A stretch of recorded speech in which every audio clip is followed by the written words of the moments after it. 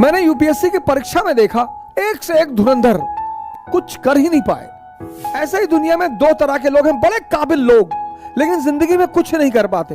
अगर इन कहानियों से भी आपको संदेश नहीं मिलता तो इन कहानियों को पढ़ने का कोई फायदा ही नहीं है सर। शल्य और कर्ण, कर्ण इतना बड़ा योद्धा है और कर्ण का सारथी कौन है? शल्य। शल्य मतलब संदेह। और अर्जुन का सारथी कौन है? भगवान खुद, चैतन्य खुद। यह बड़ी जबरदस्त पिक्चराइजेशन है महाभारत की। ऐसे ही दुनिया में दो तरह के लोग हैं, बड़े काबिल लोग लेकिन जिंदगी में कुछ नहीं कर पाते।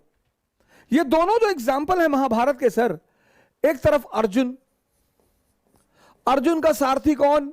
कृष्ण। कृष्ण मतलब चैतन्य, आपकी कॉन्शियस, जो कभी आपको डिप्रेस कर ही नहीं सकती। दूसरी तरफ एक महारथी है जो शायद अर्जुन से भी बड़ा महारथी है, कर्ण। इसका सारथी कौन? शल्य। शल्य मतलब संदेह।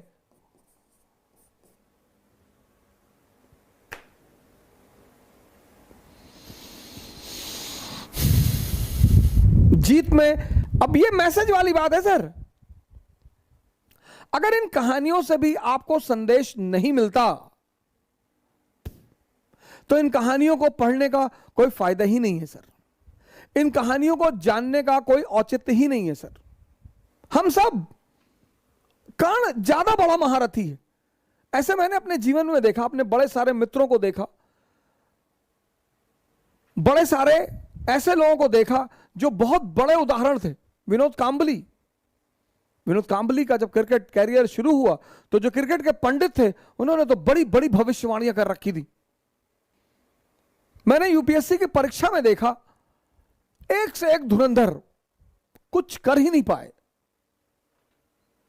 एक से एक धुरंधर, एक से एक।